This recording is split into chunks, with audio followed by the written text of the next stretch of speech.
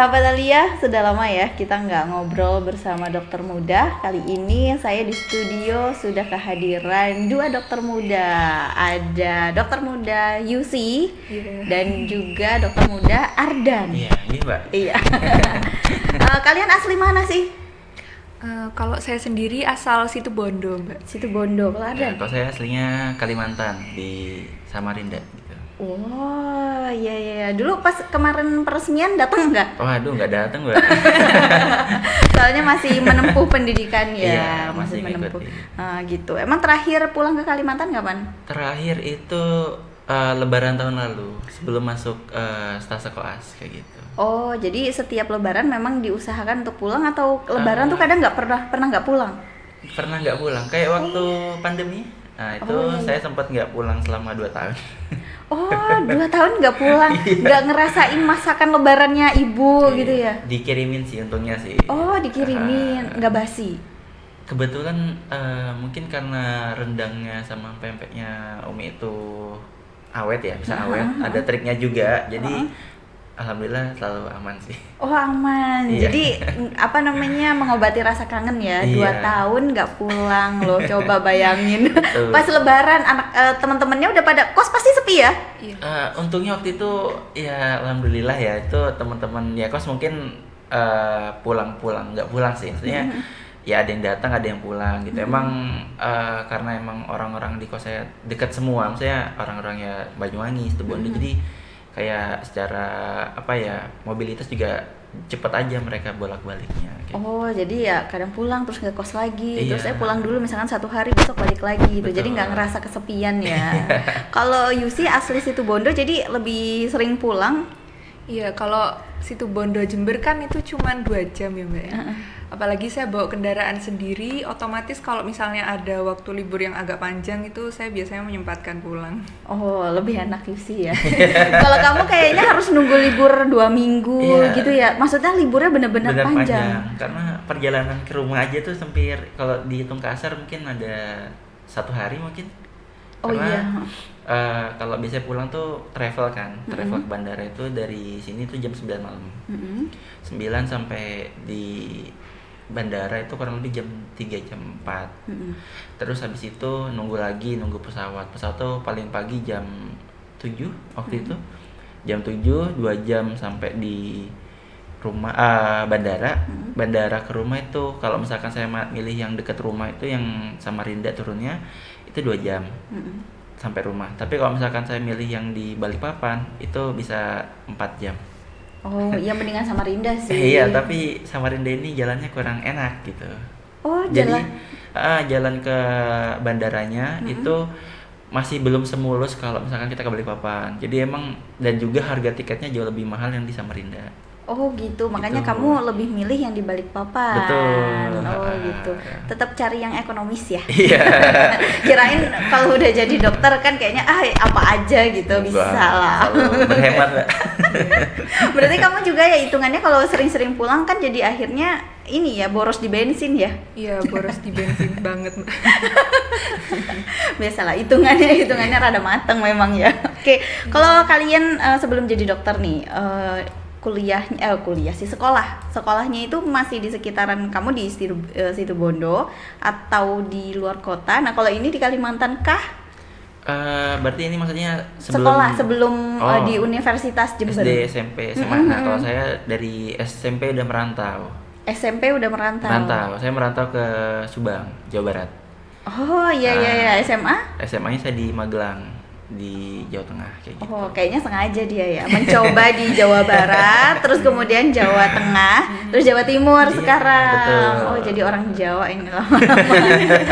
Tapi dia Ardan sendiri bisa nggak menguasai beberapa bahasa gitu? Kan karena di Subang itu kan Sunda. Terus Magelang Jawa. Nah, kalau Jember ini kan bukan Jawa banget, tapi ada Maduranya. Iya, kalau mungkin ya secara paham orang ngomong apa itu masih bisa sedikit paham. Tapi kalau buat ngebalesnya gimana itu saya masih belum bisa gitu.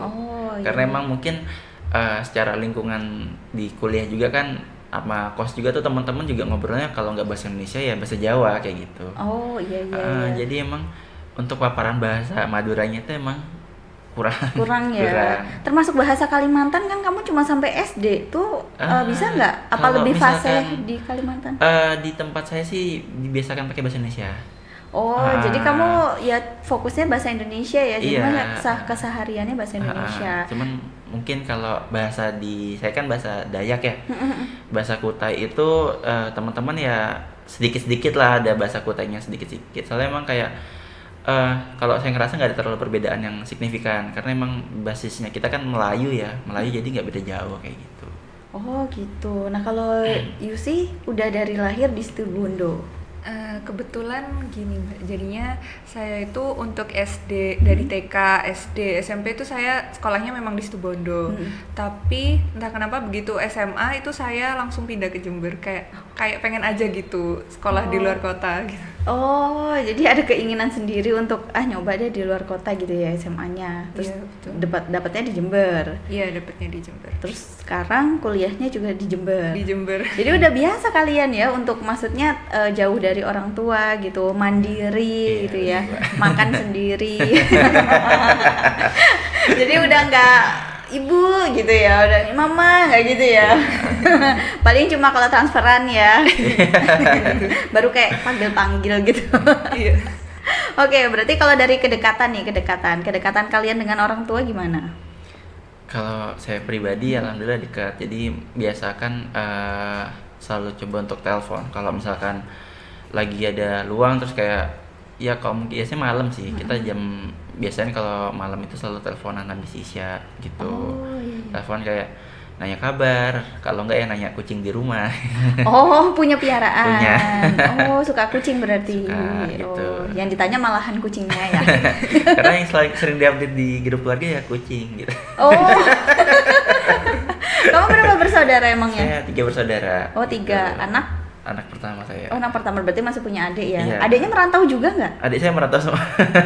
Ya jelas ya orang tua. Merantau semua. Iya ya, orang tuanya jadi sendiri lagi ya. Iya. Oh. Adik saya yang kedua itu sekarang udah balik lagi sih ke Kalimantan kemarin habis wisudaan udah. Terus adik saya yang terakhir baru masuk kuliah. Oh, jaraknya berarti dekat kalian. Kalau saya ke adik saya yang kedua itu 2 tahun, kalau adik saya ke adik saya yang terakhir itu 6 tahun. Oh, iya, agak deket-deket gitu ya. Iya. Kalau Yusi, Kalau saya sendiri untuk kedekatan dengan orang tua ya sama. Kayak setiap hari tuh mesti menyempatkan waktu buat telepon biasanya karena ya gitu orang tua saya tuh tipe yang kayak apa ya, khawatiran gitu. Jadinya Oh, iya. kayak dikit-dikit telepon. pengen tahu gitu ya kabar anaknya, apalagi perempuan. Betul. Oh, jadi kalian itu ya termasuk dekat ya meskipun jauh ya. Kamu dari SMA udah keluar rumah ya istilahnya ya, udah menempuh pendidikan di luar kota. Apalagi Ardan dari SMP, mana jauh lagi ya. Kenapa nggak nyari yang di Kalimantan aja sih? Karena waktu itu ya kan jadi cerita itu sebenarnya saya ke asal muasal saya merantau itu tuh karena dulu saya ikut les awalnya. Jadi persyaratan saya ikut les itu dari ibu saya tuh pengennya saya tuh masuk yang sekolahnya bagus gitu, bagus sekalian gitu. Karena emang ya bagi saya dulu bagi keluarga saya tuh waktu itu les itu mahal harganya. Les itu mahal. Kalau cuma masuk sekolah yang biasa-biasa saja itu kayak waduh kayak sayang gitu, biaya les yang keluar udah banyak tapi nggak ada, ibaratnya nggak ada output yang diharapkan gitu loh. Nah, akhirnya dapat informasi dari teman ada sekolah bagus gitu. Jadi emang kebetulan karena dari SD udah sering kayak hafalan Quran juga waktu itu. Ya udah, kenapa nggak ada salahnya buat nyoba gitu. Emang waktu itu orang tuh juga berat juga sebenarnya ngelepas saya ke. Iya, soalnya baru lulus SD ya. Kan anak-anak SD itu terhitung apalagi zaman dulu kayak masih kecil gitu loh. Maksudnya belum sedewasa itu atau belum rela untuk melepaskan. Tapi keren kamu bisa membuktikan loh, Ardan. Dan sampai sekarang kalian berdua itu juga masih menjalin komunikasi yang bagus ya dengan orang tua ya. Kadang kan ada di usia-usia seperti kalian gitu atau SMA itu aja nggak deket sama orang tua. Untuk ngubungin aja kayaknya males, jadi akhirnya orang tua yang ngubungin duluan, nanya anaknya kayak gitu ya.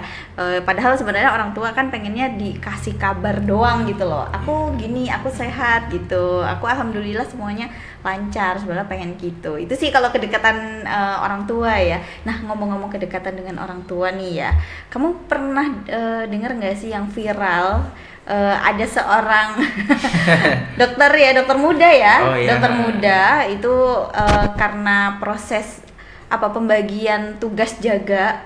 Nah, itu pas malam tahun baru dia kayak nggak terima, terus kan akhirnya yang turun tangan siapa? Orang tuanya kan. Iya, nah itu denger nggak? Pernah dengar. Pernah dengar ya? Udah rame itu. Nah iya, itu rame. Nah, kalian kan sama-sama dokter muda nih. Nah, itu tanggapan kalian melihat itu seperti apa? Kalau menurut saya ya itu kayak nggak perlu ya Mbak ya, kayak orang tua ini memang ya tugasnya mendidik anak, mengawasi anak, tapi nggak perlu untuk campur tangan, apalagi nih ranahnya ranah koas ya. Itu kan sebetulnya masalahnya itu bisa diselesaikan sendiri. Jadinya memang dari kami, kalau dari koas itu ya nggak jarang juga ada konflik antar teman gitu, karena jadwal jaga gitu. Apalagi stasenya itu stase mayor kan, stase mayor itu ada pediatri, obgyn, interna sama bedah. Nah itu memang di situ rawan-rawan terjadi konflik gitu gara-gara jadwal jaga. Nah biasanya kami ya sepanjang kami koas ya kami menyelesaikannya sendiri, kayak personal to personal. Jadinya koas antar koas aja gitu, bertengkar ya udah bertengkar sesama teman aja gitu. Oh iya. Tapi nggak pernah sampai melibatkan orang tua gitu. Oh iya. Kalau sebenarnya sih wajar ya Mbak, kalau kita masalah jaga itu emang selalu sangat riskan ya. Apalagi emang ya ini kan berlanjut sampai kita jadi dokter kayak gitu. Karena kan kita ya kerjaan kita ya akan fokus ya, kalau nggak jaga ya jaga gitu. Iya sih, iya ya.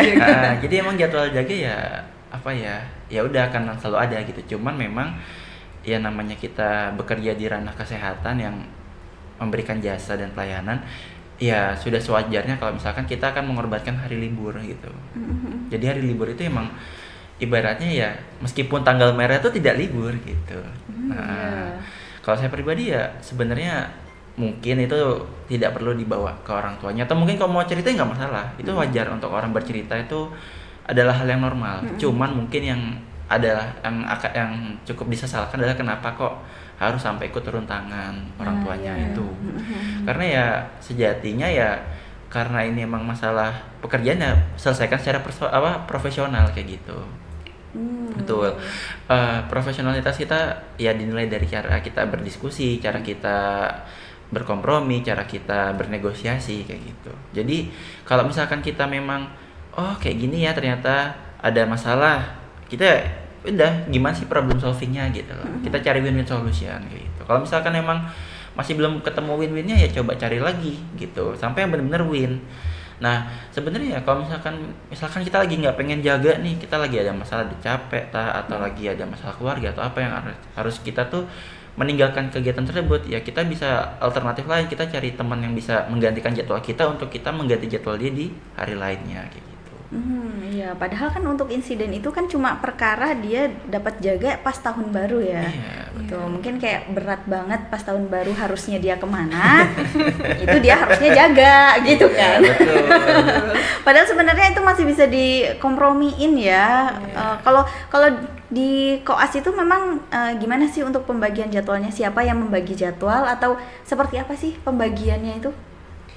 Ya, jadinya kalau di koas itu memang ya kayak itu setiap stase itu ada kayak panitianya sendiri gitu loh. Jadinya ada misalnya satu stase pediatri itu kan lady itu. Nah, itu biasanya di dalam itu ada ketua, ada sekretaris, ada bendahara. Nah, itu ya orang-orang tersebut itu buat mengatur jalannya rotasi selama stase itu gimana. Jadinya biasanya kalau ketua itu ya yang menghubungi ke konsulen dan lain-lain gitu. Sama termasuk yang buat jadwal itu biasanya ya itu panitianya itu ada ketua, sekretaris sama bendaharanya itu. Itu DM semua? Iya, DM. Oh iya. Berarti kan mereka seangkatan ya? Betul. Nah itu kan ya saya pikir maksudnya yang bagi jadwal itu kayak misalkan kepala ruangan, atau kalau misalkan jaganya di aku nggak ngerti sih ya, kayak di stase itu mungkin ya dokternya gitu, kayak misalnya tadi stase apa pediatri, Iya, stase anak. terus stase obgyn gitu, itu aku pikir dokternya sendiri yang bikin jadwal untuk DM gitu. Sebenarnya Enggak ya? sih ini tergantung kebijakan dari setiap univ penyelenggaranya sama rumah sakitnya. Oh. Jadi memang ada yang kalau di UNED sendiri kita sistemnya sistem bagi sendiri kebanyakan swasta bagi sendiri. Cuman kalau dari saya yang teman-teman di luar UNED gitu, ada kayak contohnya di mana tuh, di UB atau di Udayana. Itu mereka sistemnya ada yang dibagi sama admin dari rumah sakit gitu. Jadi jadwal jaganya sudah ditentukan nih. Misalkan si A jaganya A B C D E gitu. Ruang mana gitu. Jadi udah ada ininya, udah ada jadwalnya gitu. Biasanya untuk yang tugas kayak ketua, sekre atau bendara itu menyesuaikan gitu. Misalkan ketua ya tadi kayak menghubungi dokternya atau buat mengatur supaya tetap on track teman-temannya kayak gitu. Kalau sekre ya buat ntar ngurusin ini administrasi ini. Kalau bendahara ya seperti sebagaimana umumnya bendahara gitu, mengatur cash flow, terus kayak iurannya berapa kayak gitu. Oh iya, padahal sebenarnya itu ya kalau untuk yang insiden kemarin itu sesama DM kan, Iya, berarti sama kan DM, Sesama cerita koas. sama DM. sesama koas ya, berarti maksudnya dia satu angkatan, satu temenan gitu Iya, kan, betul. yang bareng-bareng gitu kan. Iya.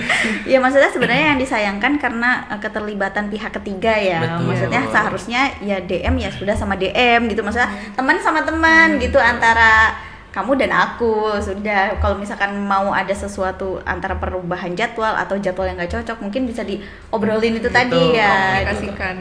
Dikomunikasikan gitu. Emang kalau terkait jadwal terkadang emang ada yang merasa kayak ini nggak adil gitu ya. Ini kayaknya nanti kalau misal ini mah ada yang deket sama ketua, oh ini jadwalnya ini enak-enak gitu. Nah kalau kalian pernah nggak sih punya pengalaman seperti itu gitu ya? Kita kan nggak usah nyebutin merek, tapi kan ini hanya pengalaman kalian doang ya terkait jadwal gitu. Karena saya sendiri pun juga punya pengalaman terkait jadwal ya, kayak dulu pas masih banyak penyiar gitu, penyiar radio kan sama kayak kesehatan juga, tanggal merah itu kan gak ada liburnya. Masa radio mati ya kan? Kayak televisi hari libur kan tetap jalan. Terus lebaran mungkin mereka kan sudah tapping sebelumnya kan gitu ya. Sama kayak kita, misalkan kita udah dapetnya malam, terus kita dikasih jadwal pagi, kan kita ngerasa loh, aku kan istirahatnya masih belum cukup gitu. Nah sedangkan ini yang dari pagi, kenapa dia ditaruhnya di sore? Nah kan kayak gitu ya, maksudnya teman-temanan. Tapi kan kita cuma bisa bilang yang bikin jadwal ini harusnya salah, ini gimana hitungannya. Seharusnya kalau saya udah malam mungkin besoknya saya dikasih libur kan kayak gitu ya. Nah kalau kalian nih pernah nggak punya pengalaman seperti itu gitu? Mungkin ada temen yang karena deket akhirnya dia enak terus nih jadwalnya nih gitu ya. Pernah nggak? Kayak dulu nih. Ya tentu pernah Mbak. Oh pernah? Iya. Ya, sama berarti ya. Gimana? Ya jadi ya itu terutama kadang ya beberapa, tapi nggak selalu ya Mbak. Kadang emang ada beberapa ketua itu yang memang selalu adil gitu, bagi jadwalnya itu rata gitu. Tapi emang ada beberapa yang kadang ya gitu jadwalnya itu kadang kurang merata gitu pembagiannya. Jadinya kadang kami itu sebagai koas itu merasa kayak apa ya, kok gini gitu. Tapi ya udah gitu. Kalau kita mau jalani ya udah dijalani aja gitu. Iya. Kamu pengalamannya? Saya Cowok nih kayaknya lebih cuek ya. alhamdulillah sejauh ini selalu dapat kelompok yang enak ya, teman-temannya enak, jadi ngebaginya juga enak. Jadi untuk pengalaman dapat jadwal yang mungkin ya dirasa kurang itu kayaknya sejauh ini enggak gitu, karena teman-teman saya tuh alhamdulillahnya ya berlaku adil. Jadi nggak ada yang gini enggak, karena emang yang saya alamin ya alhamdulillahnya jadwalnya selalu adil gitu. Misalkan contoh kayak jadwal jaganya ya dari satu ke satu, ada jadwal istirahatnya itu cukup insyaallah gitu. Jadi ya alhamdulillahnya gitu, masih bisa istirahat, masih bisa ngobrol sama keluarga gitu, masih bisa interaksi sama teman-teman kayak gitu, masih bisa belajar juga. Sebenarnya sih itu mungkin bisa kembali ke pribadinya masing-masing ya, Iya. untuk memiliki manajemen waktu sendiri gitu. Ketika kita punya jaga yang kayak gini, maksudnya jadwalnya seperti ini, gimana kita membagi waktu kita untuk istirahat, main gitu ya kan. Betul. DM main nggak sih DM? Iya, Ya, tetap bisa. ada Oh, hiburan. tetap main ya? Kalau saya kok mikirnya kalau DM tuh kayaknya udah yang gitu ya, kayak udah menyala otakku gitu. Ternyata enggak ya, masih main ya kalian, main nongki. Ya tergantung stasenya juga, Mbak. Kadang ada beberapa stase yang kita memang ya mengurangi lah seminimal mungkin kita main. Jadinya kita ya waktu di kos itu cuman ya udah digunain untuk tidur dan belajar gitu. Tapi ya ada lah sedikit main-main gitu. Oh iyalah ya, aku kayaknya mikirnya terlalu dokter ini kok kayaknya serius banget gitu. Tapi dari beberapa DM yang ngobrol di sini ya di podcast Dokter Aliyah ini, ada juga sih dia yang santai, aku masih bisa ngopi tiap malam gitu. Ada juga yang enggak, saya tuh nggak bisa gitu karena fokusnya saya tuh ya kayak belajar, ngerjain tugas karena gini Mbak gitu. Jadi emang macam-macam ya. Betul Mbak. Iya. Ya kalau pribadi sendiri ya masih bisa main sih Mbak. Iya, kebanyakan masih bisa main, Mbak. Iya. Oh iya. Kalau Lumajang nih kalian udah main kemana aja Lumajang? Baru yang deket-deket ya. Dekat apa jauh? Deket ya. Soalnya kalau Kabupaten Lumajang ya nguplek ya deket Iya. sih. Maksudnya ya jauhnya Lumajang itu ya tetap deket. Beda sama jauhnya Jakarta Bogor ya. Iya beda Mbak. Kalau di sana kan bilang deket kok cuma 2 jam. 2 jam kan kita di sini Iya, udah nyampe udah. Jember. 2 jam ya jauh. Kalau di sana itu karena 2 jam itu kan karena macetnya, Betul. ya kan, karena kepadatan kendaraan. Jadi makanya mereka bilang deket ya. Sebenarnya mungkin kalau dia jalan kaki pun lebih cepat nyampe ya.